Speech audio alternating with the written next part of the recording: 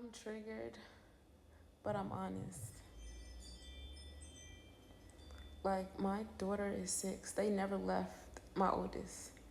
So that's another thing that bothered me. Like, my daughter, anything could happen. That girl got ADHD. That girl will run. She would run the wrong way, but my daughter don't have the key to get into the apartment. So she would have crossed the street. Boy, the thoughts that go in my head as a mother, like, it just really bothered and baffled me because the enemy is trying to trigger me in ways that there's no return. And you have to be still. You have to be grounded in God. This is why I give God all of me. I give him the thoughts that's not of him. Because the thoughts that I have, I'm not going to God first about my kids. This is how honest I am with myself. I'm not going to God first. As much as I want to be like, oh, I want to, people be saying, no, I'm one of those that will watch How to Get Away with Murder.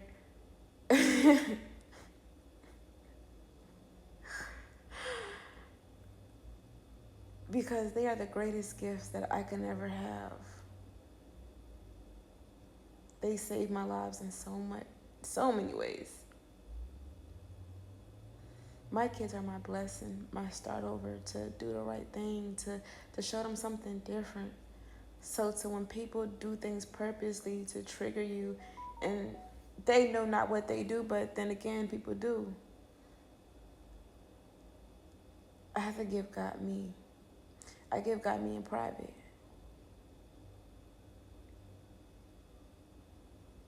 There is no good in me when I'm triggered when it comes down to my kids, when people do things to my kids. But having God, there is good in him. I am of him. I am his daughter. He made me his image. You have to have the spirit of self-control to be silent. He taught me that, like, fools, like, there are going to be moments when we are fools.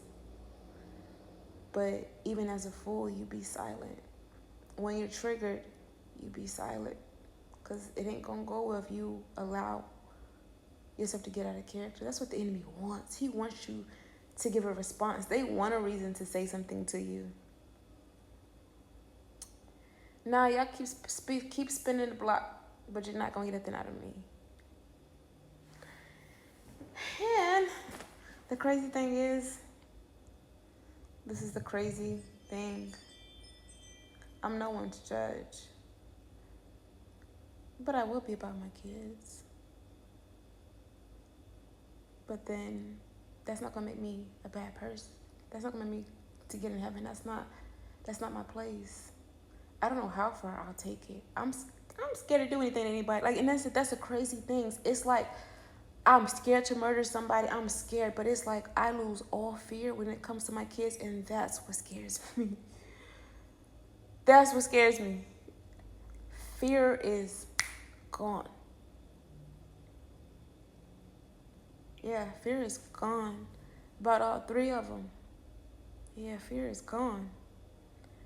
And that's crazy. That's crazy. That's the main part why I have to give me to God, because that's the only thing. Like, I'm not becoming like my parents. I'm fighting the odds. I'm making sure that I'm being the best mother, but woman, and everything that I need to be for my kids to make sure that I'm protecting. But I can't protect them if I leave. I can't protect them if protecting one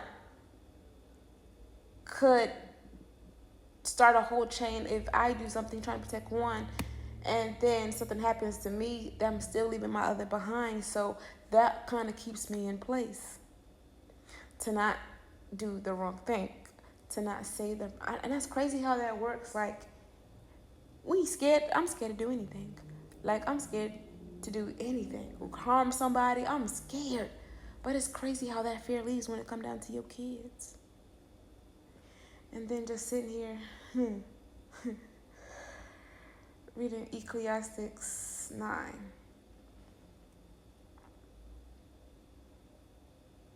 We all have a fate of death that's coming. It seems so wrong that everyone under the sun suffers the same fate.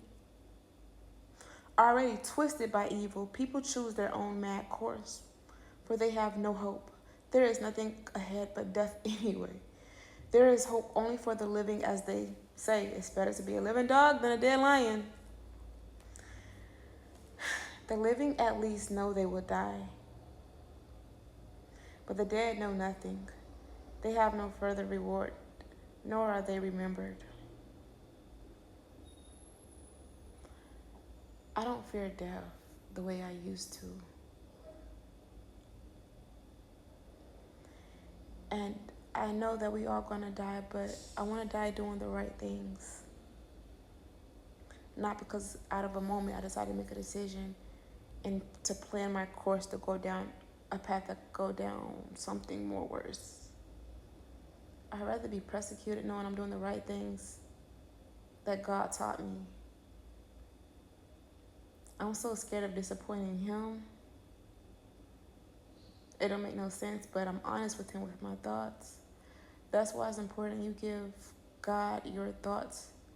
Today triggered me in ways that, I don't know, made me a little scared of myself because my daughter's 6. Y'all separated my children. And if this girl would have been snatched up or anything, like, most parents don't care about their kids. I hate it here in Maryland just because of that. Like, people, kids young, from last year, what I seen, then they be on their bikes. These kids are not scared of death. These kids don't care for living. These kids, it's crazy, and it's not their fault.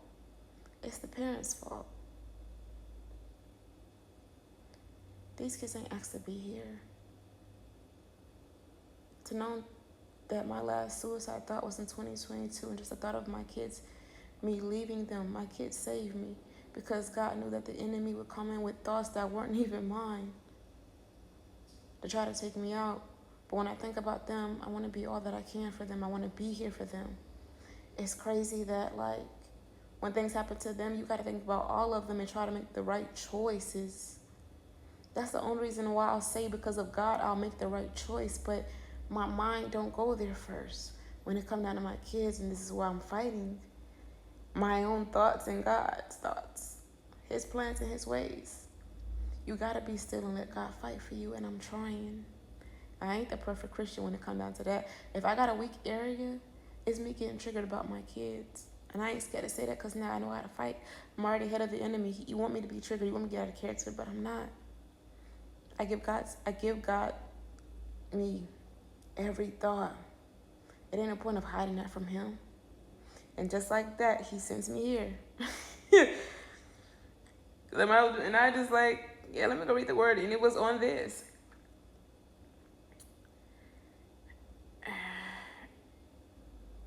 Like, there are people that won't even be remembered when they die. We all going down the same path. Some going down it early. I know what I'm passionate about. I know what makes me cry. I know what I hate. And the biggest thing of it all, of what I hate, is deadbeat parents that don't take care of their kids or try to teach their kids, that's not fighting for themselves to be better, but just living in their trauma and their pain and watching their kids fall into the same habit and they be happy about it. That's what I hate. When it comes to my kids and anybody else, it's my kids, my family first. They're not worried about other people. It's hard for me to put somebody else above my kids. The only person that come above them is God. That's why his order of life sticks to me heavy. It's God and his family. God said to love people. We owe, like, God, we don't owe nobody nothing but love. But I still want to show up. I still want to be a solution, like, however I could be impactful. But honestly, no matter how much you be impactful to a child, you can't take that pain away. You can't take that hurt away. But the more you show up, I mean, they can make the decisions on their own, but half the time they don't even make the right decisions, no matter the love and stuff that you try to show them, because they're going to always want it from the parent, the one who was never there, the one who ain't never showed them nothing. How do I know? Because I was her, and I was hurting. So I'm trying to become something different, and that's my battle right now.